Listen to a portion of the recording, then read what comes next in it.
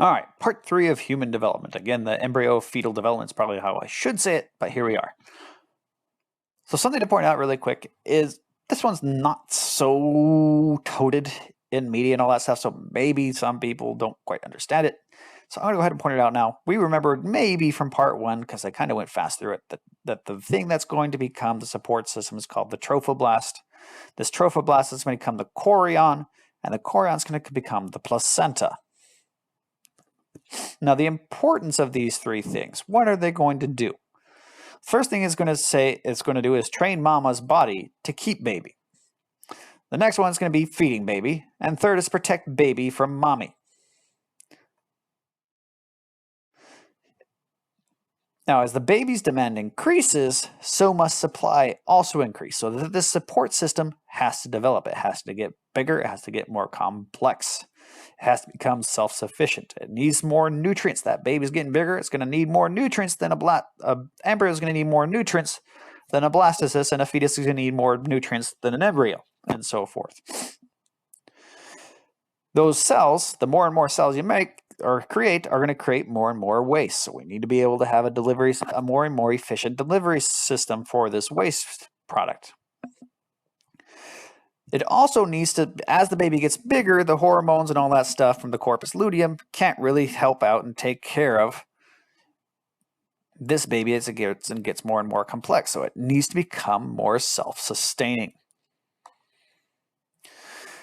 Now, how do we determine? Let's begin by talking about training mama to keep embryo/fetus.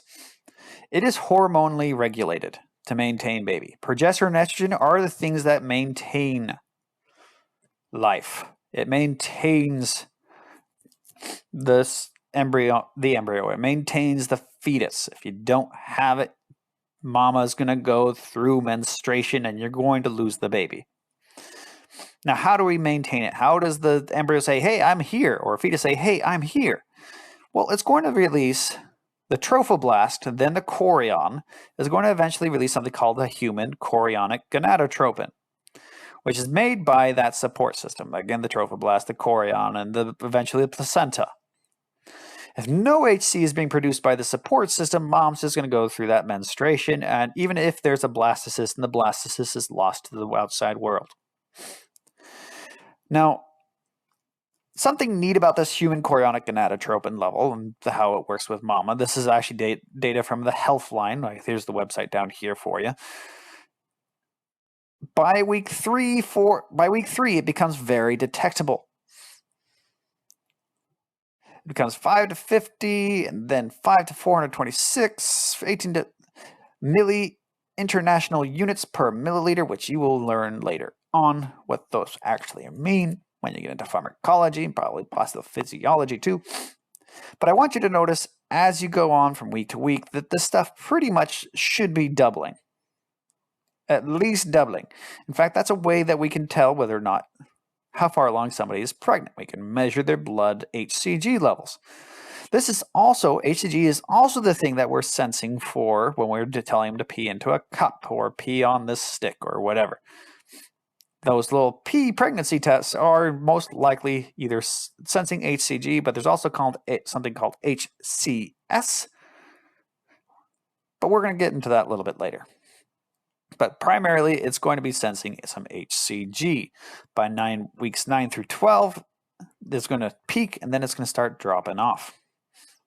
And we'll get into why that happens right now, actually. So remember, we want to maintain estrogen and progesterone. We want that placenta. We want mama's body to keep the embryo. We want it to keep the fetus. HCG tells the corpus luteum keep on cranking that estrogen progesterone out. We need it. We need it a lot. But it recognizes the limitations of the corpus luteum, so it's also trying to develop for itself its own estrogens and progesterones. By week 3 or 4, it's starting to creak out a little bit of estrogen. By week 6, it's producing its own progesterone, or at least trying to produce its own progesterone. It's going to keep on, while it's developing this and is ramping up its abilities to produce its own estrogen and progesterone, HCG is going to keep on going and going until finally this support system can take care of itself. So that's why it peaks about week 9 and starts tailoring off. Even though it's tailoring off, take a look-see that this estrogen and progesterone is going up. It has become self-sustaining. The self-support system has produced its own amounts of estrogens and progesterones. It is taking care of itself. It is no longer relying on this weak sauce, several hundred cell little ball of cells in the ovary. Now, let's go ahead and start talking about a little bit more detail following this growth from the trophoblast to the chorion to the placenta. They're going to take a look at it cytologically and eventually anatomically as it gets big enough. Okay, so we are flashing back to implantation and invasion. Once baby or embryo, forgive me, once embryo starts digging in and starts invading, that tissue around embryo and that trophoblast becomes something called a decidua. That decidua is mama's contribution to maintaining baby. Its position, the position around this embryo, will dictate what type of decidua it is. And does it have different types of functions? Yes, it sure does, but we are definitely not going into that. As it gets a little bit more complicated, as baby gets a little more complicated, so does the trophoblast. Down here we see this nice little trophoblast. We see it's kind of developing. We see that amnion developing. Remember that amnion is going to develop into the amniotic sac, which is going to float baby. That's the support system. But this trophoblast is going to be the one that's going to do the signaling. It's going to be doing the protecting. It's going to be doing it from mama's immune system. It's also going to help make certain to get all that blood and nutrients and get rid of all that waste products with mama's cooperation. As we get further along, this is day 9. Day 12, you'll see that it's kind of guiding and dictating a couple of things to mama. The decidua is starting to become a little bit more cavernous with some digestion, some signaling saying, hey, we're trying to set up blood vessels. Okay, flashing back to day 8, I wanted to point out a couple of things, some support structures that we kind of mentioned just briefly now. I'm going to revisit them really quick, starting off with the trophoblast and pointing out that it's becoming the syncytiotrophoblast and the cytotrophoblast. I'm also going to point out the amnion and the amniotic cavity, as well as something called the yolk sac in this wonderful little picture right here. I've cleared out some of the extra details. Again, this is the mama's endometrium. This little yellow sac that we see is the yolk sac, and just like again in those chickens and birds, that yolk, or lizards too, and reptiles too, that little yolk sac is there to help maintain and grow and have those nutrients for it. The amnion and amniotic cavity is kind of like the white of the eggs, but it's also the suspension for baby. And there's the syncytiotrophoblast and the cytotrophoblast, which both of them, the syncytiotrophoblast, you're going to notice is mostly part of mama, while the cytotrophoblast is coming from baby. Both of those are going to start coordinating and talking to each other, saying, hey, how do we take care of this thing? By day 12, they're starting to figure it out, and they start forming something called an extra embryonic mesoderm. This is a connective tissue layer, and it's circumventing, well, it's not circumventing, it's going completely around the entirety of the baby, including the amnion and the yolk sac, and it's going to form this giant cavity called an extra embryonic coelom. So there's my extra embryonic coelom, there's my extra embryonic mesoderm, that connective tissue, and this coelom, from right now, what they're trying to determine, or what they seem to have determined, is that it's also a form of nutrient storage. Well, this mesoderm acts like a little barrier against mama's immune cells, because there's a chance, if you flash back, mama could be Rh negative while baby's Rh positive, or baby could be a completely different blood type from mama because of papa. Well, you got to protect this stuff from mama. So this mesoderm is the primitive form of it protecting baby from mama, causing some immunosuppression, recruitment of stuff and all that stuff. It really is basically a parasite. By week 2, this embryonic tissue is invaded. It's starting to eat into the uterine blood vessels because it's saying, hey, this kid's gotten big, it's gotten more demanding. We need to find more ways to deploy resources for this thing. So it's starting to form lacuna. If we've lapped back there, there's all these little holes. So like nutrients and blood and all that stuff can more and more nutrients and blood can be deposited here to try and feed baby. By the second week, though, baby's starting to say, hey, this is some really nice nutrients. I think I'm going to help make my own little blood network. So it's going to start forming a chorionic villi. So here's day 13. We got the chorionic villi trying to develop some type of system to try and develop or send food. And we got ourselves the chorion. We got the syncytiotrophoblast and the cytotrophoblast. The syncytiotrophoblast forming the lacunae and all that stuff, with the syncytiotrophoblast developing the portion up from baby to help deliver food. So this extra embryonic mesoderm, together with the trophoblast, is going to form the chorion. This is like the next step. Now again, pointing out that chorion helps block antibodies from mama. It promotes production of the T lymphocytes to help suppress the immune system response to the uterus, as well as the thing that's producing that human chorionic gonadotropin, which, if you remember, hopefully, helps make the estrogen and progesterone or tell the corpus luteum, hey, stick around. We need that estrogen and progesterone to keep this thing alive. By the end of week 3, this chorion has developed those villi. They've developed these blood capillaries to help get blood to baby, to the embryo, at this point. Something to point out that there are 2 umbilical arteries and 1 umbilical vein. Now, the names kind of throw some people around for a loop a little bit. The 2 umbilical arteries is actually coming away from baby, not from mama, away from baby. It's for depositing the waste products and all that stuff from baby, while the umbilical vein is going to baby and giving it the nutrients from mama. Later on in the embryonic period, something called placentation occurs. So again, this embryo is getting bigger and bigger. Its demands for nutrients are getting more and more. It needs to become more and more self-sufficient, so the placenta starts trying to develop. Now this placenta gets stronger and stronger, starts shooting out more hormones to try and govern itself. It's producing those estrogens and progesterones, like we discussed earlier on. By the 12th week, that placenta has now become 2 parts: a fetal portion, the chorionic villi, and a maternal portion, the decidua. So there's baby's portion down here in this picture. This is like a cross-section of that tissue. So we got the umbilical cord with the 2 veins, 2 arteries and 1 vein. We got ourselves the chorionic portion of the chorion, and then the maternal portion of the decidua. All this together forms the placenta.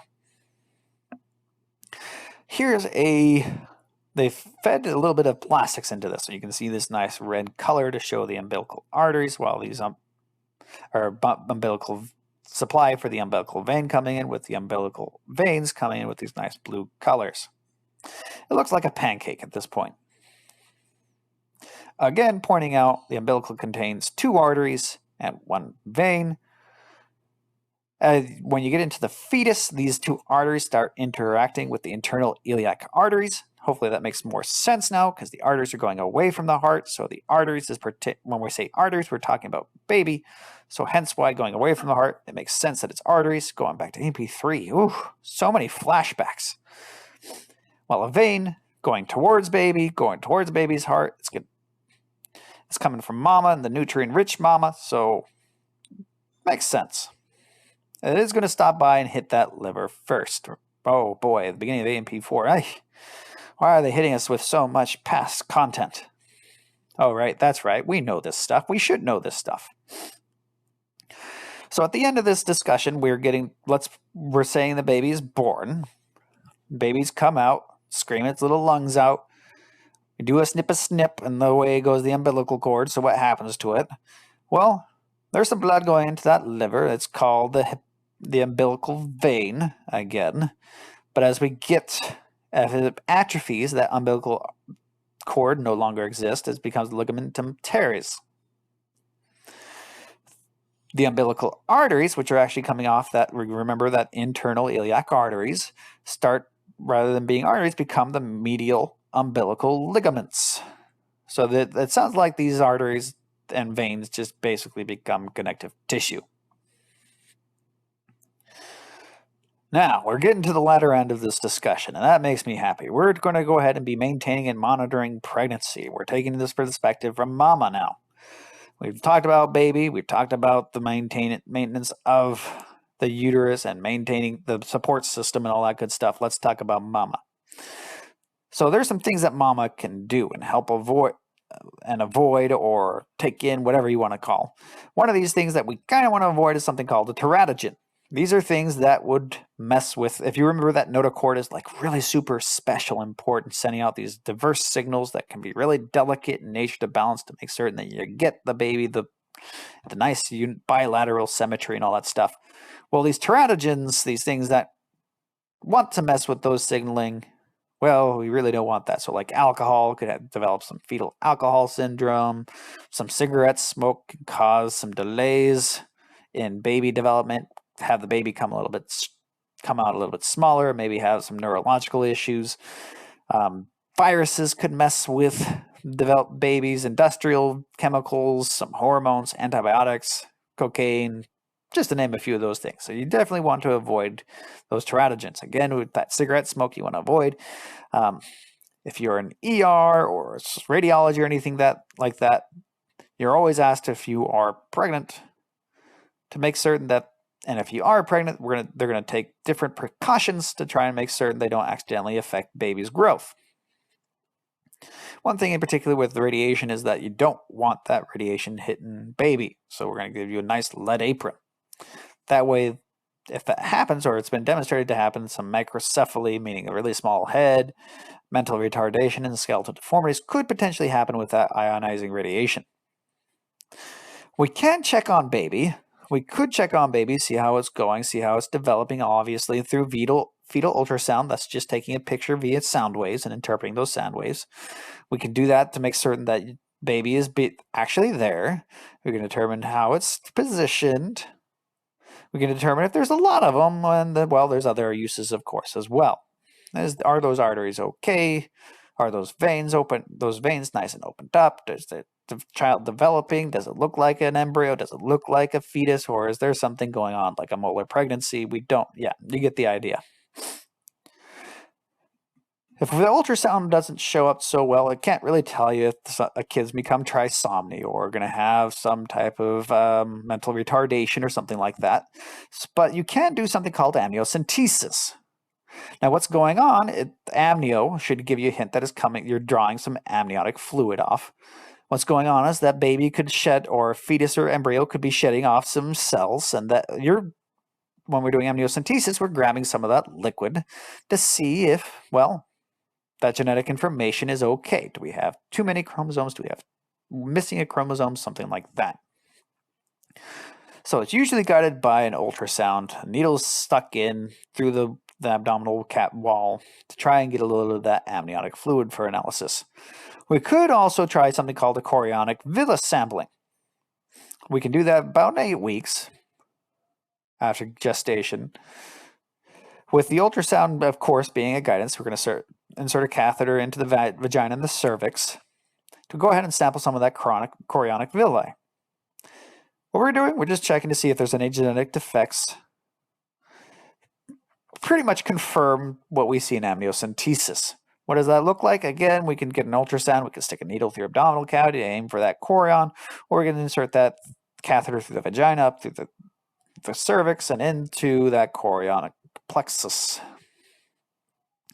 Other non-invasives that we could attempt to do other than the amniocentesis and chorionic is something called the maternal alpha fetoprotein test required, which basically you just take a little bit of blood from mama, see which surprisingly gets some protein from baby. Well, get some protein floating around to help maintain baby. If it dissipates by weeks 12 through 15, that's a-okay, that's good, it's supposed to go away, but by week 16, it's, oh dear, maybe we should take a little closer look, because if it's something going on, it could indicate something wrong with the neural tube. The neural tube hasn't develop maybe some spina bifida, something like that. Later on in the fetal development, that kid's gotten big.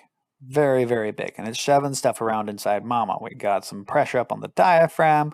We got some pressure down below. We got the bladder sitting here, and baby's resting its head on, in this particular picture, resting its head on that. Flip around, do some gymnastics. It could kick the bladder, and there's no holding back that liquid at all. Maintaining that. Remember that placenta is taking care of baby. We're taking care of fetus and all that goodness. We talked about human chorionic gonadotropin developing and aiding the development of progesterone and estrogen from the corpus luteum, which actually this placenta is going to eventually take over the role of development of progesterone and estrogen. We're also going to develop something called relaxin, which increases the flexibility of the pubic symphysis, which is great and fantastic because that helps let those hips open up during labor.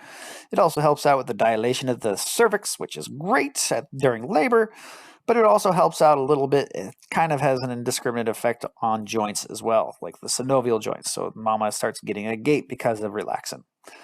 I mentioned this in brief about the human chorionic somatomamotropin. Somato means body, mammo means mammillary, tropin means guiding. Well, let's pull the somato really quick. It helps increase growth by increasing protein synthesis. That makes sense with the somato. It decreases glucose use and increases fatty acid use for ATP production. That's pretty nice. Mammillary, helps prepare mammary glands for lactation. Finally, this placenta can develop something called corticotropin releasing hormone, CRH, which is usually released by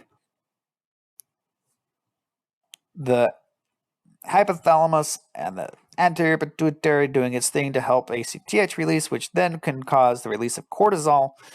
But the placenta does it too, give you that feeling of stress a little bit, which is important for a developing baby, especially the fetus's lungs.